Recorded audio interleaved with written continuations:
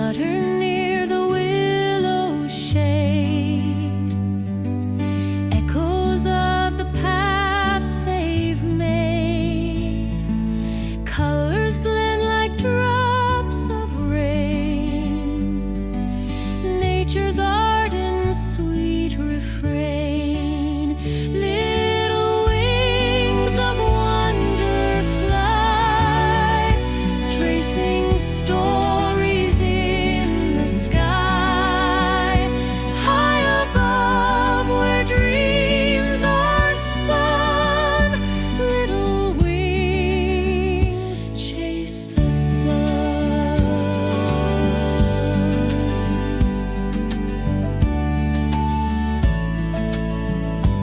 Here by young down. Welcome to the Deep Dive. We're plunging into some really fascinating topics, and today, well, we're focusing on some of nature's most dazzling performers, North American hummingbirds. Oh, yeah. Just thinking about them, those iridescent little jewels zipping around. Yeah. Their speed, how they just sort of magically appear. Mm-hmm. It's pure wonder, isn't it? It truly is, that shimmer, that iridescence. Yeah. It's amazing. It's not pigment, actually. It's the structure of the feathers playing tricks with light. Huh. Interesting. And yeah, our mission today is basically to give you a shortcut, a real deep dive into understanding these incredible birds. We've gone through a really comprehensive guide, distilled it down. Right. So whether you're, an experienced birder or maybe just someone who gets excited seeing that flash of green and red in the garden, you'll come away knowing a lot more. Okay, great. So what are we going to cover? What's on the agenda? Well, we'll look at their incredible diversity, for starters, and tackle some of the identification challenges, because it's not always easy. We'll definitely talk about their migrations, which are just astounding. Peek into some unique behaviors, too. And importantly, touch on what all this means for, conservation. Excellent. Sound like a packed agenda. Okay, let's dive right in. Great. So, globally, hummingbirds. There are tons of species, right? Like hundreds. Over 300, yeah. Mostly concentrated down in Central and South America, the tropics. But here in North America, we actually host a really remarkable collection. Mm-hmm. Each one has its own story, how it adapted, how it survives in our, more temperate climates. And you mentioned identification challenges. What makes it so tricky sometimes? Well, it's a few things. Some species are quite straightforward, but others, Even for experienced birders, it can be tough. You get subtle differences, like between female Allens and Rufous Hummingbirds. They look almost identical. Oh, wow. Okay. Then you got seasonal changes, especially in young males as their colors come in. That can really throw you off. Right. They don't look like the pictures in the book yet. Exactly.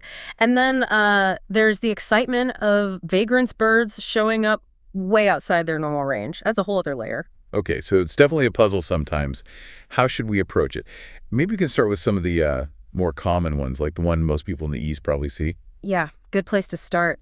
The Ruby-throated Hummingbird. It really is the Eastern icon. Why? Because it's the only breeding hummingbird across most of Eastern North America. The only one. That simplifies things a bit over there. It does, yeah. It makes it super familiar to millions of people. So if you see a male, what's the dead giveaway? I've heard that red throat isn't always red. That's right. The adult male has that brilliant ruby red throat patch. We call it a gorget. But in poor light, or depending on the angle, it can look completely black. Ah, okay. But when the light hits it just right, pow, unmistakable ruby red. They've also got metallic green back, grayish white underneath, and a slightly forked dark tail. And the females? No red throat. Nope, no red for the females. Their throat is white, maybe sometimes with a little bit of faint dusky streaking. Green back, like the male. But the really key thing for females is the tail. It's rounded, and the outer feathers have these really crucial white tips. White tips on a rounded tail. Got it. Yeah, that's vital. And juvenile males. They start out looking pretty much exactly like females. Then, over their first summer, they gradually get patches of red coming in on their throats. Okay. And their range is huge, right? Canada down to the Gulf, east of the plains. Pretty much covers the eastern half of the continent, yeah. Loves forests, edges, gardens. They're adaptable. But the migration, this is the part that blows my mind. Crossing the Gulf of Mexico. How is that even physically possible for a bird that weighs, what, less than a nickel? It is absolutely astonishing. It's one of the most perilous journeys any bird makes. We're talking over 500 miles nonstop across open water. Nonstop? Twice a year. And to prepare, These tiny birds, normally around 3 grams, they almost double their body weight. They pack on fat reserves until they're nearly 6 grams. Doubling their weight just for fuel. Exactly. Pure energy reserves. It's just an incredible feat of physiology and navigation. Mind-boggling. Okay, let's head west. There's the Anna's hummingbird. You mentioned this one is kind of a success story. It really is a fantastic example of range expansion. Over the last century, they've spread dramatically.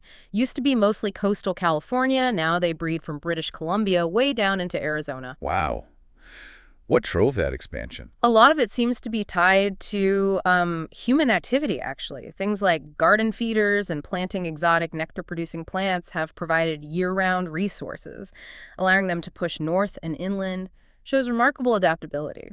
So for listeners out west, what's the key thing to look for with an Anna's, especially the males? Oh, the adult males are just spectacular, unmistakable. It's not just the throat. The entire head and upper throat are covered in this brilliant iridescent rose pink. The whole head. Okay, that's different. Totally different. Green back, grayish underparts. Females are, well, typical female hummingbird look. Green back, grayish underneath, maybe a small patch of reddish spots on the throat. Rounded tail with white tips. Anything else that helps ID them? Maybe size or shape? Yeah, good point.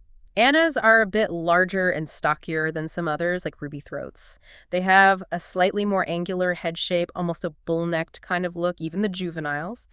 And they're year-round residents along much of the Pacific coast, thriving in gardens, parks, chaparral, very adaptable. And they have some cool behaviors too, right? I think I read they actually sing, not just chip. They do. It's one of the few hummingbird species that has a regular song. It's kind of scratchy, but surprisingly complex. And the male's courtship dive, incredible. Yeah. Fly way up, maybe 100 feet or more, then plummet straight down at crazy speed. Right at the bottom, they use their tail feathers to make this distinct, loud, popping sound. A pop from their tail feathers. Wild. It's quite a performance, all to impress the females. Okay, next up. The Rufous Hummingbird. Small bird, big reputation. Feisty. Oh yeah, tiny terror sometimes. They're known for being incredibly aggressive, chasing away other hummingbirds, even larger birds, from feeders and flower patches. Little warriors. And what do they look like? The adult males are pretty distinctive, mostly this bright, rusty orange color. That's what rufous means on their backside's tail. And they have an iridescent orange-red throat. Mostly orange. Usually. But here's a complication. Some males can actually have a fair bit of green on their backs, which can cause confusion with Allen's hummingbirds. Ah, okay. Another ID challenge. You mentioned female Allens and Rufous are tough. Extremely tough. They look almost identical in the field. It's one of the classic hummingbird ID problems. The best clue, if you get a really good look, is that female Rufous tend to have a bit more rufous color at the very base of their tail feathers. But it's subtle. Wow, okay. Requires patience and good binoculars, sounds like. Definitely. Range-wise, Rufous breed way up North Alaska, down through the Pacific Northwest and the Rockies. They like mountain meadows, forest edges, often at pretty high elevations. And their migration is something else, right? Yeah. Proportionally one of the longest. Absolutely legendary. Think about it. A bird this small migrating nearly 4,000 miles. From Alaska all the way down to Mexico for the winter. 4,000 miles. Now, what's really cool is they use different routes. They tend to go north up through the California lowlands in spring, following the early blooms. Then, in late summer and fall, they fly south along the Rocky Mountains, catching the later mountain wildflowers. That's incredible navigation and timing. It really is. Makes them quite vulnerable, too, if climate change messes up the timing of those flower blooms along their specific routes. Good point. Okay, from a long-distance migrant to the smallest, the Calliope Hummingbird. Yep, North America's smallest breeding bird. They are unbelievably tiny, often compared to a large bumblebee in size. Hard to even imagine. And they breed really far north, too. Farther north than any other hummer, yeah. Up into British Columbia and Alberta, even parts of Alaska. Quite hardy for their size. So how on earth do you identify something that small? Well, the adult males are unique. Instead of a solid throat patch, they have these beautiful magenta or wine red streaks that radiate out from the bill, like rays. It's not solid. Streak's not a solid patch. Or Exactly.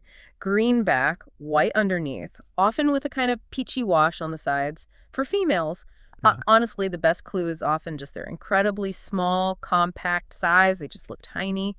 Green back, whitish below, short rounded tail with white tips. And they handle cold mountain nights. They do. They're altitude specialists, often breeding above 9,000 feet. They survive those cold nights by going into torpor. Torpor, like a mini hibernation? Heck yeah. They drastically lower their body temperature, their heart rate, their metabolism, just slow everything down to conserve energy overnight. Remarkable adaptation. Truly amazing. Okay, moving on. The broad-tailed hummingbird. This one's known for a sound. Exactly. If you're in the Rockies in summer, you'll often hear the male broad-tailed before you see him. They produce this very distinctive, loud, metallic buzzing or trilling sound with their wings as they fly. A wing trill. How does that work? They have specialized feathers on the tips of their wings that vibrate at high speed, creating that sound. It's used for territory defense and courtship. It's a key ID feature. You hear that sound, you know a male broadtail is around. Cool. And visually? Adult males have a rose-red throat, kind of similar to a ruby-throated actually, green back, but they have a really noticeable white breastband right below the gorget. And as the name suggests, their tail is broad and dark. Okay, that white band sounds distinctive. And females? Females are green-backed, white underneath, but usually with a wash of rufous or buffy color on their sides. Rounded tail with white corners. They're larger than the tiny female Calliope you might find in the same areas. Got it. Found in the Rockies, high elevations? Yep, typically above 4,000 feet. Mountain meadows, forest clearings, common through the Rockies from Idaho and Wyoming down into Mexico. All right. Now, how about the black-chinned hummingbird? Sounds like a very adaptable Western species. It really is perhaps the most adaptable out west. You find them everywhere from hot desert washes right up into mountain forests, and they seem to tolerate human presence pretty well, often nesting in yards and parks. So what are the key things to look for, especially distinguishing them from, say, a ruby-throat female if one happened to wander west? Good question. The adult male has a black throat, which looks velvety black. But below that, there's a narrow, iridescent purple band right at the bottom edge. It can be really hard to see unless the light catches it perfectly. Tricky. Yeah. Green back, white underparts. Females look very similar to female ruby-throats. The main difference is geography. Ruby-throats don't breed out west where black-chins live. But a really helpful clue for both sexes of black-chinned is behavior. Oh, what do they do? They constantly pump their tails up and down while hovering, almost like they're bouncing. It's a very characteristic movement. If you see a hummer doing that out west, it's very likely a black-chinned. Tail pumping. Okay, that's a great behavioral tip. Yeah, and they're great at using feeders and non-native flowers in urban settings, too. Very resourceful. From the adaptable generalist to a real specialist. The Costa's hummingbird, the desert dweller. Exactly. This bird is beautifully adapted to the harsh, arid conditions of the southwestern deserts, the Sonoran and Mojave. They must be pretty striking looking, too. Oh, the males are stunning, unmistakable. They have this brilliant purple on their crown and their gorget, and the gorget feathers extend way out to the sides like these long, flared mustache streaks. Purple mustache streaks. Wow! Totally unique. Females are a bit trickier. Somewhat similar to female Annas, but Costas are typically smaller, maybe a slightly more curved bill, more compact build, and crucially, you find them in that desert habitat washes, scrubland. Makes sense. And they must have some serious desert adaptations. Absolutely. They've evolved incredible ways to cope. For instance, they get most of the water they need directly from the nectar they drink, minimizing the need for open water sources. And they're masters of thermoregulation, handling those extreme desert temperatures. Amazing survivors. But, the list doesn't stop there, does it? There are other less widespread but equally fascinating species, especially near the border. Oh, definitely. The Southwest, especially Arizona, New Mexico, and Texas, is a hot spot because species from Mexico reach the northern edge of their range there. Like what? Give us a couple of examples. Well, there's the blue-throated mountain gem. It's one of our largest hummingbirds, actually, found in specific mountain canyons, usually with running water, in Arizona, New Mexico, West Texas. Quite range restricted. Okay, larger, needs water. Then there's the magnificent hummingbird, another big one, maybe the largest that regularly occurs in the U.S., found in high-elevation mountain forests, again, mostly Arizona and New Mexico. And didn't you mention one with a red bill? Ah, yes, the broad-billed hummingbird. Southwestern species, again, often found along rivers and streams, riparian habitats. They have a very distinctive bill, mostly bright red or orange red with a black tip. Makes them stand out. Red bill, black tip. Got it. Any others that are really unique? Well, the Lucifer hummingbird is pretty cool. Another desert specialist, West Texas, southeastern Arizona. They have a noticeably down-curved bill, and the males have this deeply forked tail, often found around agave and okatuo plants. Curved bill, forked tail, lots of details. It just shows the diversity. And we can also mention the violet-crowned, with its violet cap and clean white underparts, or the buff-bellied down in the Rio Grande Valley of Texas. The list goes on. It really does. And then, just to make things really interesting, there are the vagrants, right? The unexpected visitors. Yeah, that's where birding gets really exciting. These are birds that show up far, far outside their normal ranges. It creates a huge buzz. Like finding a tropical bird in, say, Pennsylvania. Exactly. Sometimes you get things like the green violet here, which is normally Central American, showing up way up into the eastern U.S. or Canada. They have these striking violet patches on the side of their head. Wow. Any other famous examples? Well, occasionally a green-breasted mango, another tropical species, might appear along the Gulf Coast. Or a Bahama woodstar from the Bahamas turning up in Florida. Tiny ones, too. Oh, yeah. The bumblebee hummingbird, one of the world's smallest birds from Mexico, has incredibly shown up in Arizona a few times. A bumblebee hummingbird. Amazing. Or maybe a Xanthus's hummingbird, normally from Baja California, spotted in Southern California. Or the Mexican suretail with its super long forked tail in Texas. These sightings are rare, but they really highlight how birds can sometimes get off track, and it gives people a chance to see something truly unexpected. Okay, so we have residents, migrants, specialists, vagrants. That's a lot to keep track of. How do we actually put this all together? How do we crack the ID code in the field? Right. It seems daunting, but you can narrow it down. First, think regionally. Like we said, if you're in the East, 99% of the time, it's going to be a ruby-throated, maybe a rufous during migration as a rare possibility, but mostly ruby. Okay. And out west? On the Pacific coast, think Annas year-round, Allens in the breeding season, rufous passing through during migration. Rockies. Rocky Mountains, your main players are broad-tailed, rufous, and the tiny Calliope. Southwest deserts. Primarily costas and black-chinned, plus that whole suite of Mexican border specialties like broad-billed, Lucifer, violet-crowned, etc., depending on the specific habitat and location. In Texas. Seems like a crossroads. It is. You get buff-bellied in the valley, black-chinned further west, ruby-throated in the east.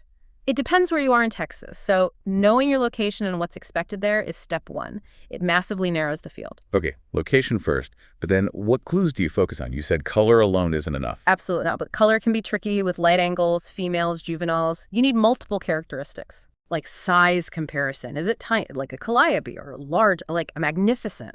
That takes practice, but it's important.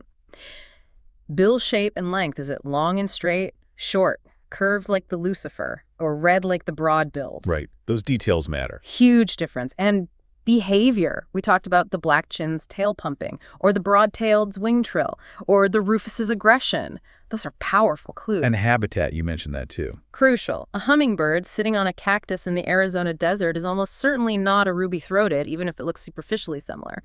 Knowing the typical habitat helps immensely. And finally, timing. Is it migration season, breeding season? Are you seeing adult plumage or a juvenile that might look different? Putting all those pieces together, range, size, shape, bill, behavior, habitat, time of year, that's how you get a reliable ID. It's like being a detective, looking at all the clues. Exactly. It's part of the fun, figuring out the puzzle. In understanding these details, these differences, it's not just for fun, is it? Yeah. It connects back to conservation, which you mentioned earlier. What are the big concerns for these birds? Well, like many birds, they face significant threats. Habitat loss is a big one, losing the forests, meadows, and specific plants they rely on. Right. Development, agriculture. Exactly. And then there's climate change. This is a huge one for hummingbirds because they're so dependent on nectar. If warming temperatures cause flowers to bloom earlier or later than usual, it can create a mismatch with their migration timing or breeding season. So they arrive, but the flowers aren't ready. Or they miss the peak bloom. Precisely. That disconnect, that change in phenology, the timing of natural events can be devastating.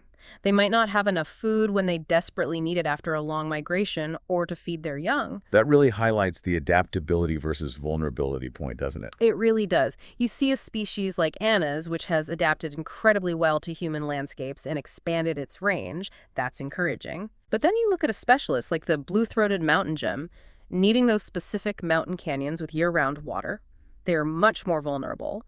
Any change to that specific habitat, like streams drying up due to drought or climate change, could be catastrophic for them.